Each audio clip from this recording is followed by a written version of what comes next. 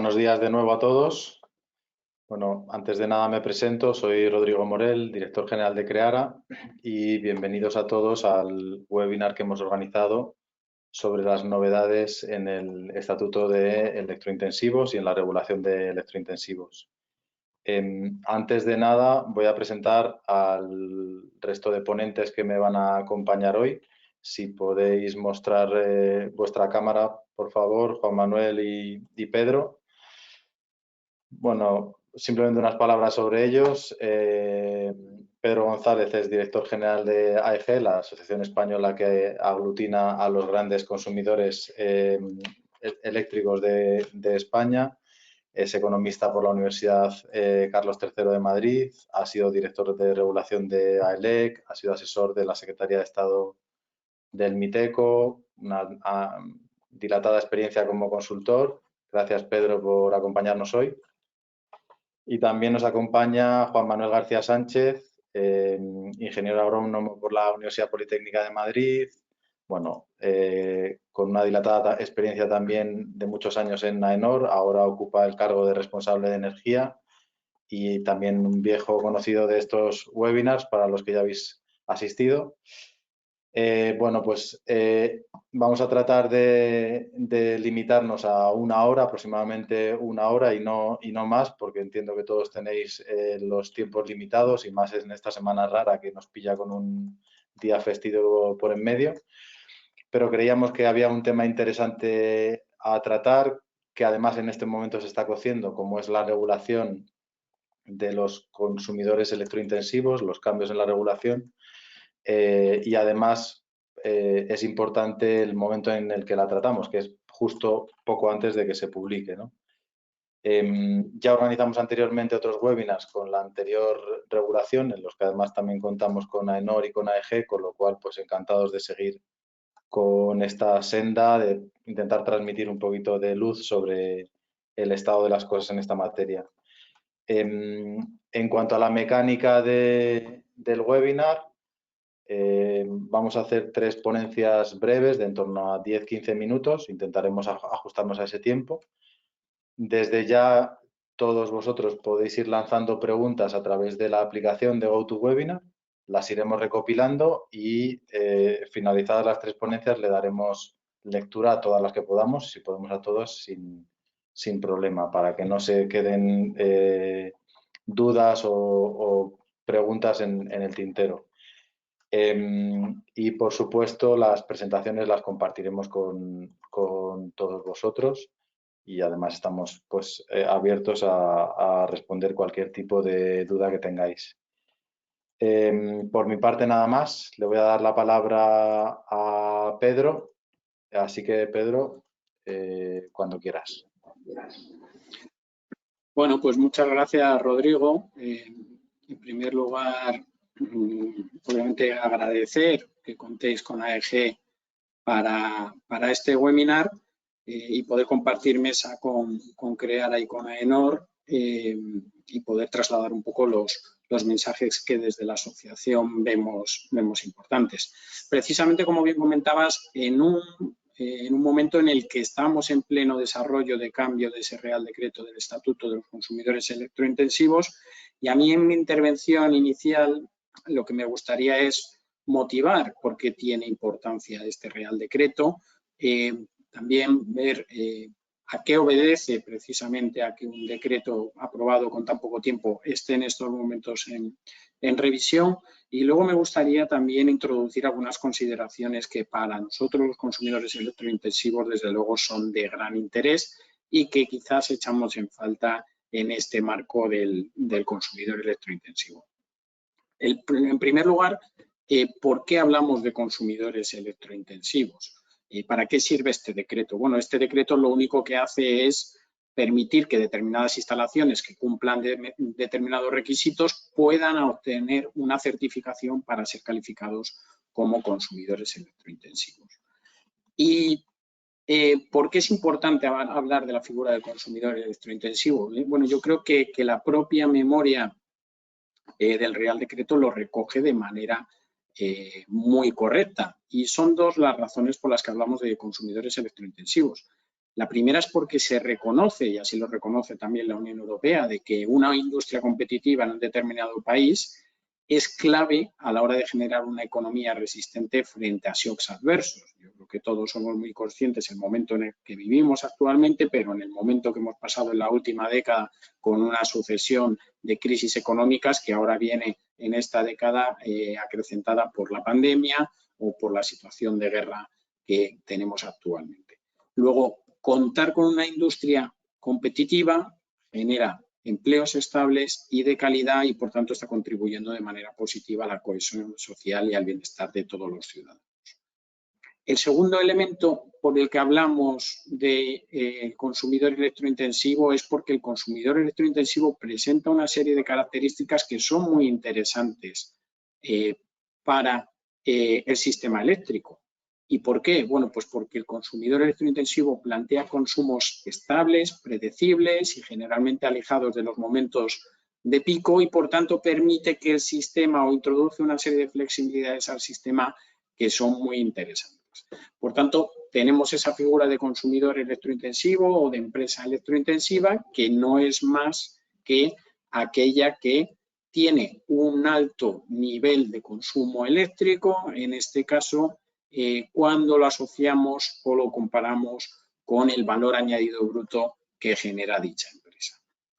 Y este estatuto lo que ofrece al consumidor intensivo son dos mecanismos de apoyo. Un mecanismo de apoyo para compensar los cargos por la financiación del régimen retributivo a las renovables y a la cogeneración, por un lado, y por otro lado, para pagar el sobrecoste de generación de los territorios no peninsulares. Y el segundo de los mecanismos que ofrece es un mecanismo para fijar o proteger con determinadas coberturas de los riesgos que están derivados de las contrataciones de energía en el medio y largo plazo. Y para ello se ofrecen seguros de crédito o garantías. Y sobre esto volveré posteriormente porque es un aspecto interesante. ¿Quién puede ser consumidor electrointensivo? Bueno, en la primera versión del Real Decreto, y mis compañeros creo que os lo explicarán en mayor detalle posteriormente, era aquel en el que aproximadamente tenía un coste del 10% de consumo en relación al valor añadido bruto, nivel que ahora mismo se rebaja. ¿Y a cuánto se rebaja? Bueno, pues aproximadamente las estimaciones que da el Ministerio de Industria en su memoria es que podrían optar o son potencialmente elegibles más de 1.000 empresas. Cuando miramos ese conjunto de más de 1.000 empresas, para que os hagáis una idea, las empresas representadas en AEG, que son 27, representan más del 50% de ese total de consumo. Por lo tanto, entenderéis que las empresas de AEG son evidentemente altamente electrointensivas. ¿Y por qué nos encontramos, otra de las preguntas a las que quisiera dar respuesta, por qué nos encontramos en este momento en esta revisión de este Real Decreto? Bueno, la razón es muy sencilla. Recientemente la Unión Europea ha aprobado las directrices de ayudas de Estado en materia de energía y medio ambiente y es bueno que las normativas nacionales estén plenamente alineadas con las normativas europeas en el momento que se están ofreciendo algún tipo de compensaciones. Por tanto, lo que está haciendo este Real Decreto, al margen de determinadas pequeñas actuaciones, correcciones, etcétera, es básicamente adaptarse a las nuevas directrices europeas. Y de esas directrices europeas a mí me gustaría destacar dos aspectos esenciales. La primera es ¿quién puede aspirar a ser consumidor electrointensivo? Bueno, en la anterior versión veíamos que los consumidores electrointensivos era básicamente la industria manufacturera. Ahora vemos que se hable y se amplía a las industrias extractivas. Esas industrias extractivas se reconocen por ser críticas a la hora de dotar de autonomía a la industria europea. Y este es uno de los pilares que la propia presidenta von der Leyen ha presentado en su nueva estrategia europea, en el cual se reconoce la importancia que tiene asegurar el suministro de determinadas materias primas a la hora de poder generar competencia en el resto de la industria europea. La segunda gran novedad es que se introducen dos tipos de consumidores electrointensivos, los que están en riesgo significativo que pueden aspirar hasta una intensidad de ayuda del 85%, y los que están en riesgo, que pueden aspirar a una intensidad de ayuda hasta el 75%. Aunque bien es cierto que si los cargos que se pagan en la factura eléctrica representan más de un determinado umbral sobre el valor añadido bruto, se pueden ampliar esas ayudas. Por tanto, ¿qué es lo que vemos relevante desde AEG a la hora de dotar esta figura del consumidor electrointensivo de la importancia, o por lo menos tratar de resaltar la importancia que nosotros creemos que debe tener? Bueno, en primer lugar, ser consumidor electrointensivo te está obligando a llevar a cabo una serie de actuaciones. Esas actuaciones van principalmente encaminadas a alinear la competitividad industrial de las industrias a través de mejoras en la innovación y en la eficiencia energética, y también a través de mejoras en el proceso de descarbonización para poder cumplir con ese objetivo de economía neutra o carbono en el año 2050. Por lo tanto, se está tratando de ayudar a transitar y mejorar a estas industrias. Y lo hace desde una perspectiva que creemos que tiene todo el sentido, que es que los consumidores electrointensivos no tengan que hacerse cargo del pago de una serie de conceptos que están introducidos en la factura eléctrica, que son por cuestiones de estrategia medioambiental, por cuestiones de cohesión social o por cuestiones de decisiones de política energética en el pasado, y que lo único que hacen es restar competitividad a las empresas en la medida en que nuestros competidores o principales competidores no tienen que hacer frente a estos mismos conceptos de coste en su factura energética.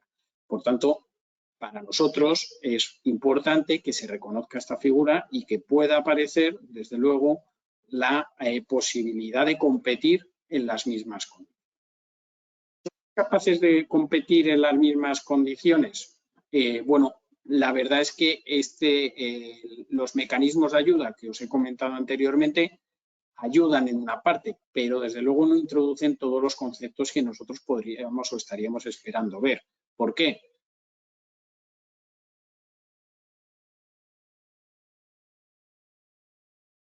Pedro, parece que tenemos un problema con tu audio. Quizá es bueno que quites la cámara. Disculpad.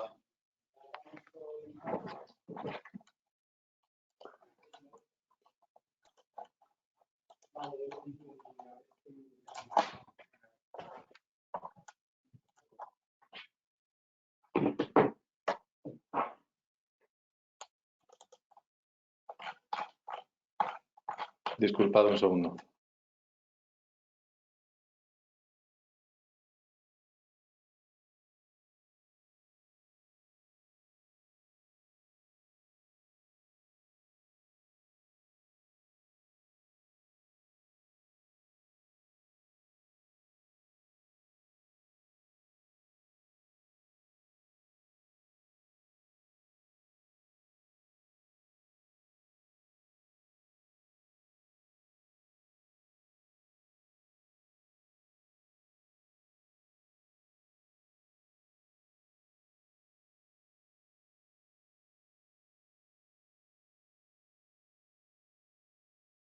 Está el 70% de los costes de adquisición del gas, lo cual es fácilmente entendible que si aquí no se adapta, no se aprovecha este estatuto para poder parapetar a estas industrias, no vamos a estar en condiciones de competir en las mismas, en el mismo terreno que las industrias de los países de nuestro entorno. Por tanto, todo este tipo de cuestiones adicionales para nosotros son fundamentales que sean incluidas, y sí que tenemos que, me gustaría hablar de una de las condiciones que sí que han sido introducidas en el estatuto, y es el cambio de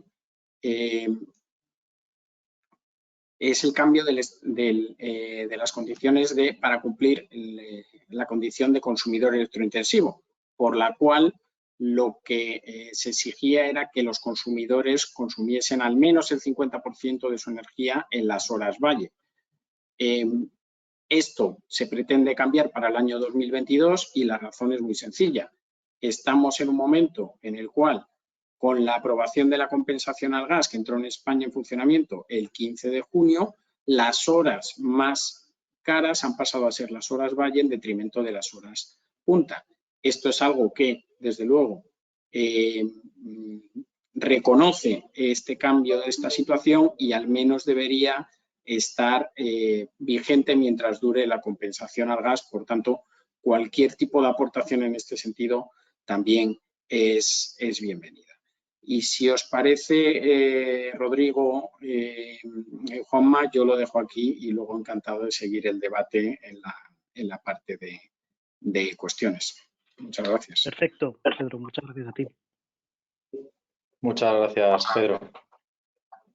Voy a pasar a compartir mi pantalla y continuamos. Disculpad que, Pedro, hemos tenido algunos problemas y un minutillo en el que te has quedado sin audio. Pero bueno, no ha pasado de ahí. Teníamos unos problemas con tu vídeo también. Bueno, pues nada, yo voy a... Entiendo que se ve la presentación. Vale, Pedro y Juan Manuel, si podéis silenciar el micro, que hay un pelín de ruido de fondo. Sí, es así, es así. Vale.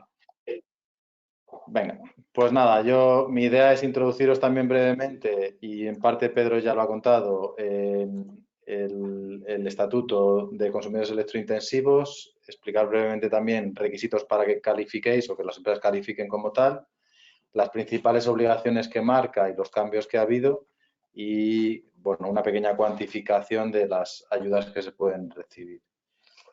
Bueno, fundamentalmente de lo que estamos hablando es de qué es la industria electrointensiva. Yo lo introducía Pedro, pero vamos, es aquella para la que la electricidad supone un factor de producción principal, aunque no sea el único. Puede ser industrias que también sean muy intensivas en gas o en otras fuentes de generación, pero que sea un factor relevante y crítico para competir en mercados globales, ¿no?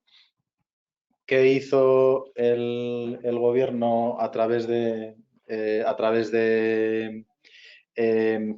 Real Decreto 1106 de 2020? Bueno, pues introdujo el Estatuto de Consumidores Electrointensivos con básicamente 3 puntos. Por un lado, caracterizar los consumidores electrointensivos, quiénes podrían ser, establecer los mecanismos para mitigar los sobrecostes energéticos que soportaban frente a empresas de otros territorios y, en principio, de lo que habla el estatuto es subvenciones sobre los cargos que, como decía Pedro, tienen que ver más con política energética u otras condiciones. En principio, los cargos para la financiación de las energías renovables, para la financiación de la cogeneración y para financiar los sistemas extrapeninsulares, y se fijaban las obligaciones y compromisos que debían asumir estos consumidores electrointensivos, ¿vale? A partir de aquí ya hemos asistido a 2 convocatorias anuales de subvenciones. En mayo de 2021 se convocó la primera convocatoria para subvencionar los cargos de 2020 y en aquel momento se concedieron ayudas para 214 CIFs, 298 CUPs, las ayudas van por CUPs, por punto de suministro, con un importe de 60 millones en ayudas. Esto era lo que se solicitó. No tengo el dato aquí de cuánto se adjudicó, pero sería una cifra inferior. Y en abril de 2022 se lanzó la convocatoria para los cargos de 2021 y al final pues han accedido a ella 266 CUPs por un monto de 42,6 millones de euros. Porque podéis cuantificar, la ayuda promedio, estamos hablando de 116.000 euros por CUPs, ¿vale? En la de 2022, que va contra los cargos de 2021, se ha dado ayuda al 100% de lo solicitado y aún así no se han consumido todas las ayudas, ¿vale? Y un punto importante que quería resaltar, en marzo de 2022, a través del Real Decreto Ley 622, el Gobierno ha utilizado las empresas que están calificadas como electrointensivos para poder darles una nueva ayuda. ¿Qué quiere decir esto? Vistas los efectos de la guerra, se publicó un Real Decreto en marzo de 2022 para paliar estos efectos y para los consumidores electrointensivos se utilizó la lista de aquellos que ya estaban calificados para darles una nueva ayuda que consiste en una bonificación, en este caso ya no de los cargos, sino de los peajes. Lo que se ha hecho es bonificar directamente en factura, a través de la comercializadora, el 80% de los peajes. Por esto, y un poco en la línea de lo que decía Pedro, es muy importante, primero, que esta figura de consumidor electrointensivo exista y, por otro lado, que las empresas que puedan calificar, que tengan, digamos, este carnet, porque, como vemos, pueden optar a más ayudas.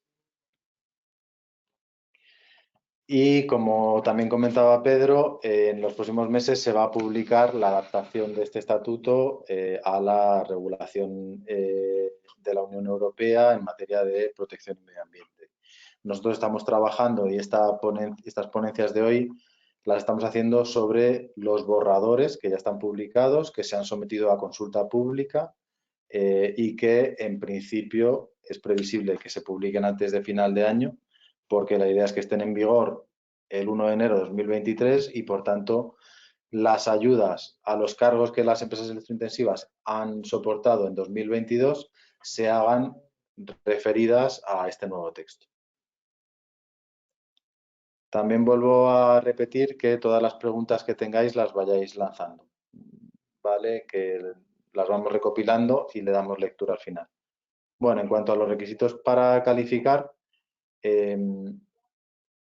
como hemos mencionado antes, mencionaba Pedro, el borrador de Real Decreto duplica el número de CENAIs, pasa de 62 a 124 y distingue en dos niveles de consumidores electrointensivos. Aquellos que pertenecen a sectores que han sido catalogados como en riesgo significativo y aquellos en riesgo. Ahora, en la presentación hemos incorporado todos los CENAIs para que los podáis ver, cuáles caen en uno o en otro tipología de sector, riesgo significativo o simplemente de riesgo, ¿vale? En cuanto a los criterios de intensidad de consumo eléctrico, lo que decía el Real Decreto es que deben cumplirse dos de estos tres criterios que veis aquí con las letras A, B y C. Se deben cumplir los tres criterios, perdón, los tres requisitos, al menos en 2 de los 3 años anteriores. En caso de empresas que no tengan un histórico, deberán presentar estimaciones que cumplan con estos requisitos. Y los requisitos son un volumen anual de energía eléctrica superior al gigavatio hora. Anteriormente existía el requisito de consumir el 50% de la energía en horas valle. Como decía Pedro, esto se ha retirado a partir de ahora porque ahora no estamos teniendo el problema en estos horarios, el problema de precios. Y, por otro lado, un requisito de relevancia del consumo eléctrico en el conjunto de la rentabilidad de la empresa y de la facturación de la empresa. Por eso, lo que se propone es que el ratio entre el consumo y el valor añadido bruto, que es un término contable que tenemos que solicitar a nuestra compañía, que ese ratio sea superior a 0,4 kilovatios hora por euro, que es lo que decimos que ha pasado de un 1,5 en el primer texto de Real Decreto, ya se redujo a 0,8 en la convocatoria de ayudas de 2021 y ahora se reduce a 0,4, con lo cual un mayor número de empresas podrán optar a ser consumidor electrointensivo en base a este tercer criterio. Como decimos ahí y como contempla la memoria de impacto, el número de empresas pasa de 600 a más de 1000 y, por tanto, pues van a poder haber más empresas beneficiadas de estas ayudas. Aquí tenéis en varias diapositivas los diferentes CENAES. Estos son los de riesgo significativo. Es importante que se introducen muchos CENAES, los CENAES relativos a la actividad fundamentalmente extractiva. Ahí están marcados en rojo. Se incorporan otros segmentos de fabricación, de productos químicos, plástico, cerámicas, etcétera. Y entran muchos nuevos CENAES en la categoría de riesgo, que son los que reciben una ayuda un poquito inferior, que fundamentalmente muchos de ellos tienen que ver con procesado, preparación y fabricación de alimentos. Otros sectores relacionados con papelería, papel y cartón, explosivos, etc. Esto lo tenéis en la presentación, con lo cual lo podréis consultar. Referente a las obligaciones de los consumidores electrointensivos, bueno, decir que básicamente el estatuto implica una serie de obligaciones. Estas obligaciones en ocasiones, bueno, dicho claramente, siempre generan algo de burocracia, pero es cierto que a medio y largo plazo tienen sus beneficios porque están en general encaminadas a que la empresa esté, digamos, mejor gestionada y gestionada de una manera más eficiente en lo relativo a el consumo de energía y a la gestión de la energía.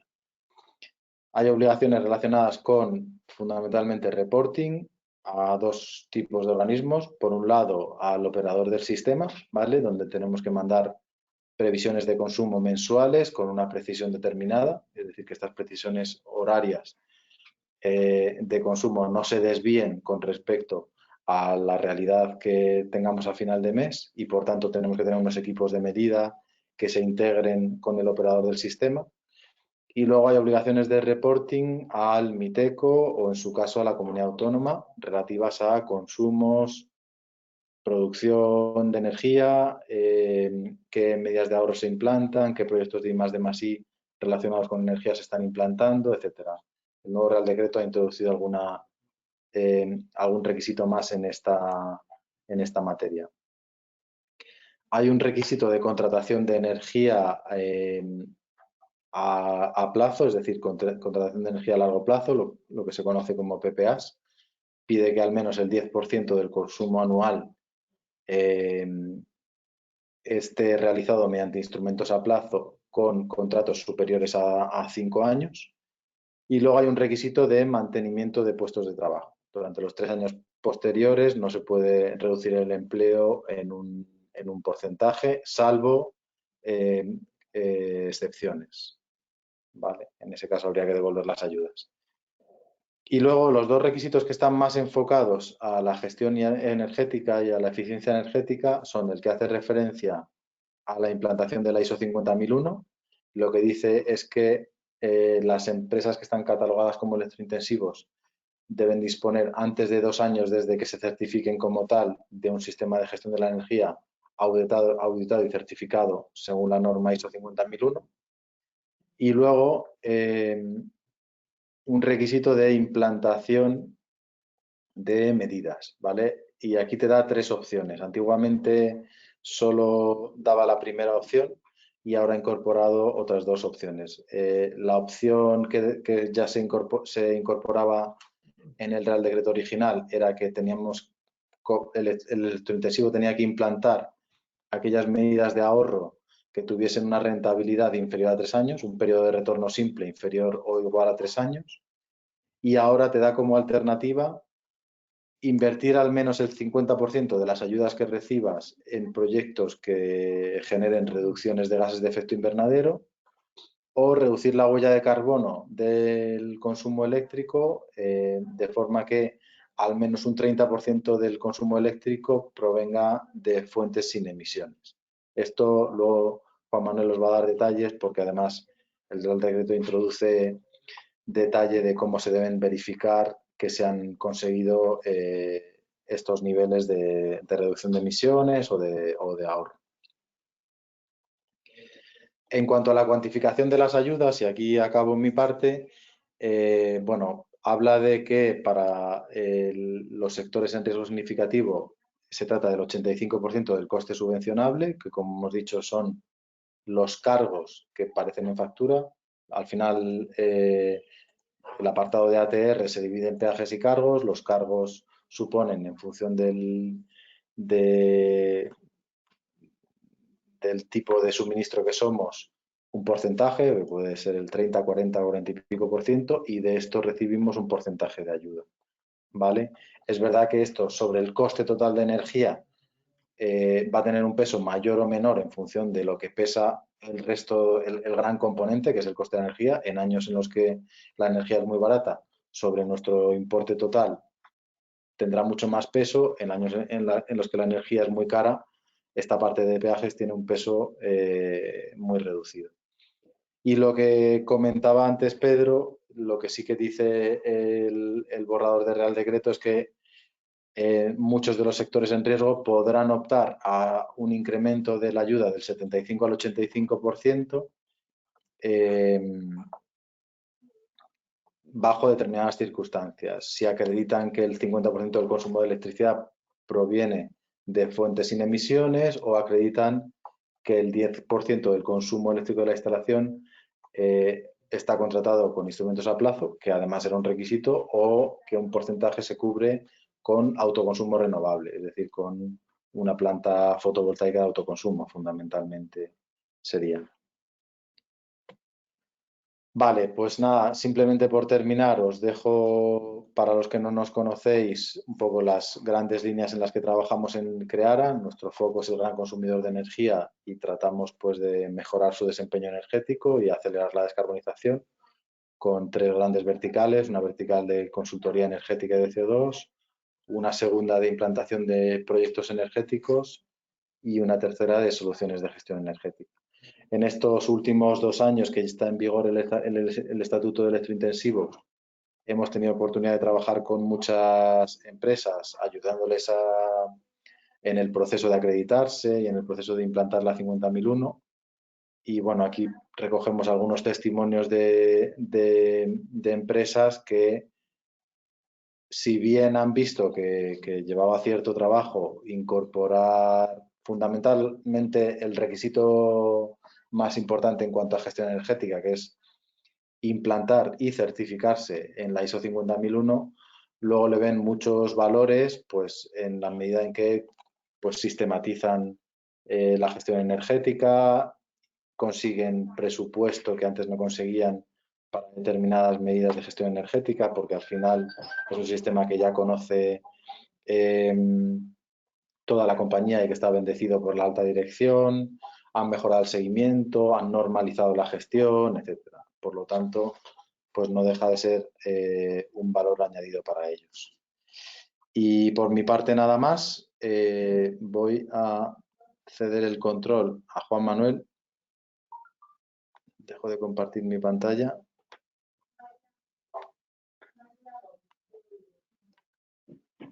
Y Juanma, puedes proyectar tú, cuando quieras. Perfecto. Pues muchas gracias. ¿Me podéis confirmar que se ve la presentación, por favor? La vemos. Rodrigo, Pedro. Sí, la vemos ahí en pantalla completa, perfecto. La vemos. Muy bien, pues nada, lo primero, darle las gracias a todos los asistentes. Creemos que, como bien ha dicho tanto Pedro como Rodrigo, esto es una oportunidad, ¿no? Y al final creemos que el ayudar al tejido industrial español pues significa ayudarnos a todos, ¿no? Entonces, bueno, nos da un poco de lástima, yo esto lo comentaba previamente tanto con Pedro como con Rodrigo, que en las distintas convocatorias queden desiertos determinados recursos, ¿no? Con la necesidad que entendemos que ahora mismo la sociedad española nos aboca. Pero bueno, bien, vamos a verlo desde un punto de vista optimista. Bueno, lo primero, siendo el último ponente, pues tengo muchas ventajas, algún inconveniente, pero bueno, las ventajas es que prácticamente se ha dicho todo lo que lo más importante, lo más mollar de ese proyecto de Real Decreto, o de modificación del Real Decreto, para hablar con más propiedad. Si bien, bueno, pues también se me deja algún ítem para intentar ayudarles a ustedes sobre alguna interpretación. Hemos planteado la... Uy, perdón. ¿Se está viendo la pantalla? A ver. Sí se ve, Juanma, se ve. ¿La presentación se está viendo? Sí. Ah, pues es que yo me estoy viendo ahora a mí. A ver.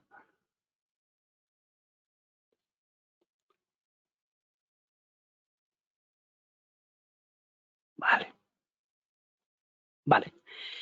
Bueno, los contenidos que hemos previsto es un poco ahondando en lo que han dicho los anteriores interlocutores, el nuevo contexto de electrointensivos, qué propuesta de modificación de requisitos se proponen por parte del Ministerio, los beneficios de la 50.000, que saben ustedes que es uno de los requisitos perentorios que se les ponen a las organizaciones, pero entendemos que más que, como bien ha dicho Rodrigo, que ser una piedra en la rueda, pues les va a beneficiar. Un poco para quienes no nos conozcan, las soluciones de AENOR y luego un apartado de cuestiones. Si bien es cierto que hemos dejado 2 anexos que estarán a su disposición, incluso si en el apartado de cuestiones o preguntas puede salir alguna al respecto, que es lo que se hizo en el periodo anterior de verificación, que fue en el 2021, ya que, como bien saben, pues la propuesta es la modificación del Real Decreto, ¿no? Al final va a haber modificaciones, pero el grueso tanto del mecanismo como del proceso de verificación nos puede servir lo que hemos visto hasta ahora y pues si hubiese alguna duda o cuestión, sobre todo para los nuevos entrantes. Bien, esto, como nos ha comentado Pedro, este proyecto de Real Decreto para modificar el estatuto proviene de lo que son las directrices, de lo que son las... perdón, a ver, otra vez.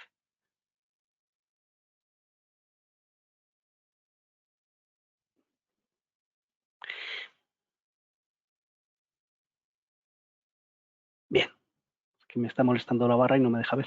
Perdónenme, a ver si soy capaz. Ahora.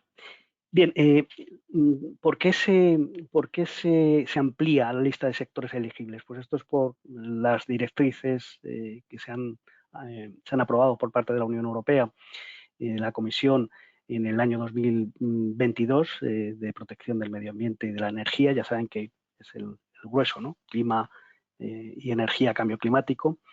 Y también el que es preciso modificar la metodología para ampliar los sectores, que antes sabían que estaban los sectores en riesgo significativo de deslocalización, pues ahora se amplía a lo que son sectores en riesgo.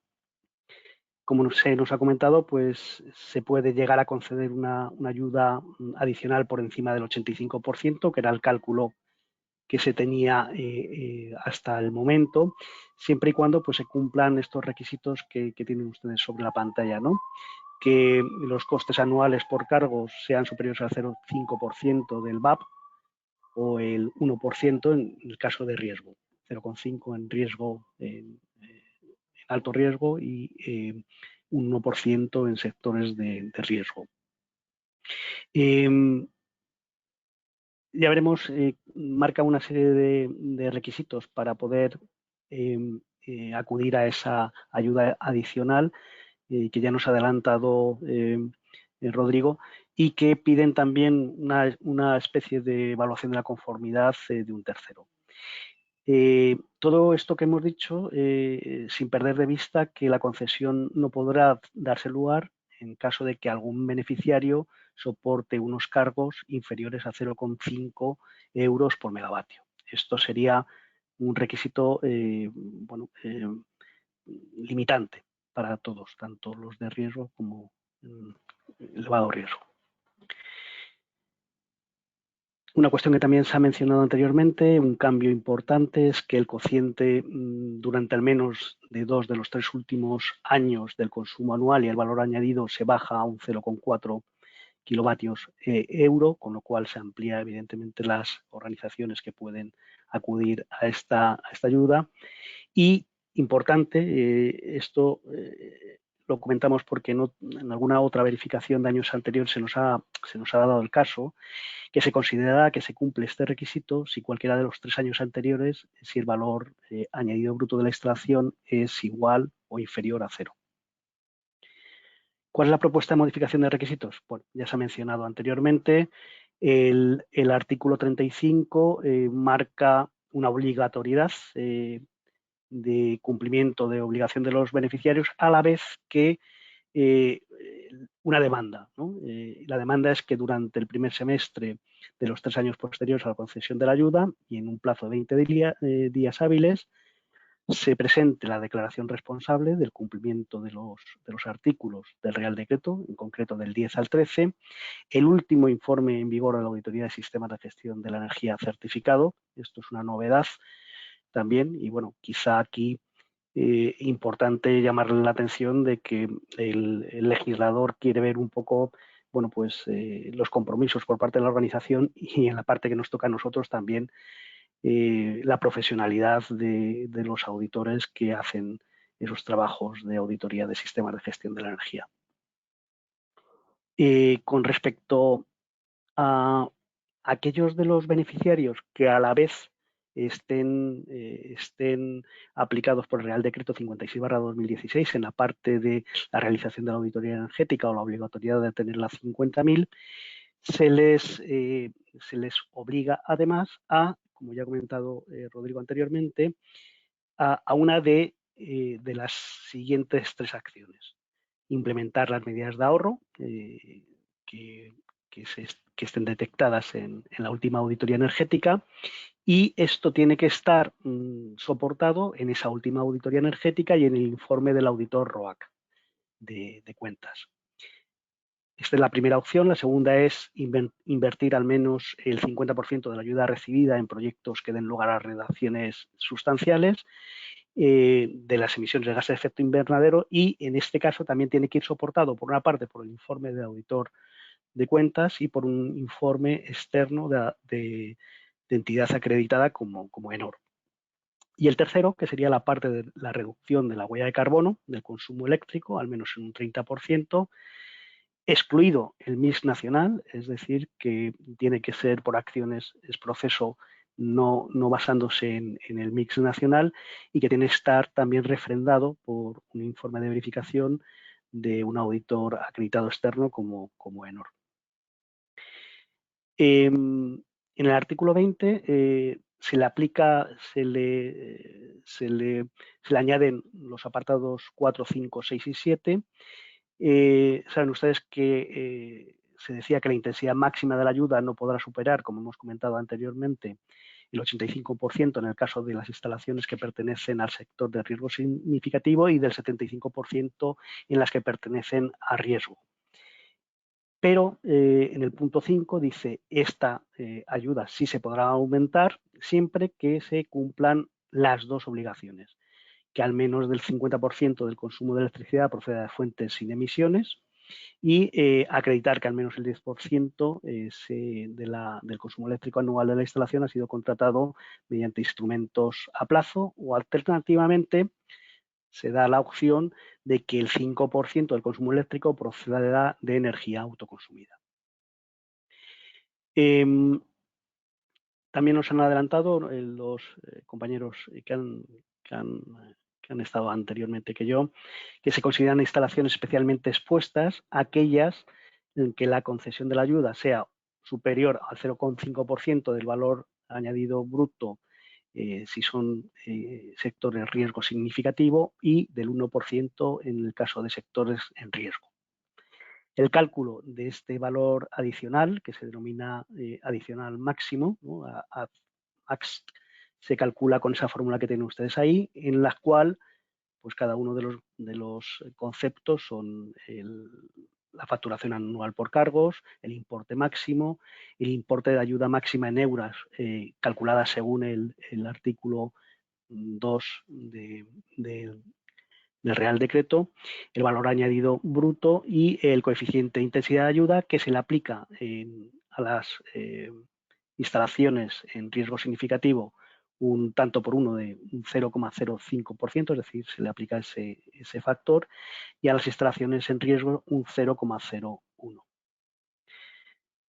Esto podría modificarse en cada convocatoria de ayuda. Ya saben ustedes que por una parte está el Real Decreto y luego por otra parte están las órdenes ministeriales en las que se publica la convocatoria de ayuda de cada uno de los periodos, ¿no?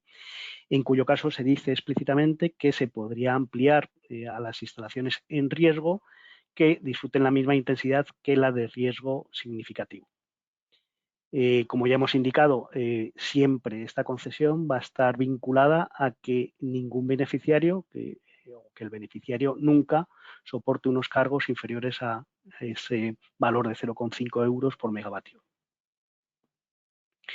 También hay una salvedad, se podrá recibir una ayuda superior siempre y cuando todas las instalaciones hayan recibido la ayuda máxima, es decir, que haya un sobrante y que quede para poder llegar a esta ayuda máxima. Y por último, con respecto a las novedades, ya se nos ha adelantado también la suspensión del requisito de consumir al menos el 50% en periodo tarifario valle, que esto también había algunas organizaciones que tenían problemas para dar cumplimiento. E importante, y como ya se nos ha indicado también anteriormente, el carácter retroactivo, es decir, esto es importante para todos ustedes en caso de que sean beneficiarios porque será de aplicación a los consumos efectuados a partir del día 1 de enero del 2022. Bueno, los beneficios de las 50.000 ya nos los ha comentado Rodrigo, sistematizar la gestión energética, involucrar al personal, la medición, ya saben que sin medida no somos nada, y sobre todo la del ahorro y la mejora continua. Desde el punto de vista de los que nos conozcan, nuestro objetivo es generar esa confianza entre organizaciones y personas y por eso el motivo de estar en este foro, ¿no? En la parte de evaluación de la conformidad, a través de plataformas de confianza que alinean los objetivos de nuestros clientes y la sociedad.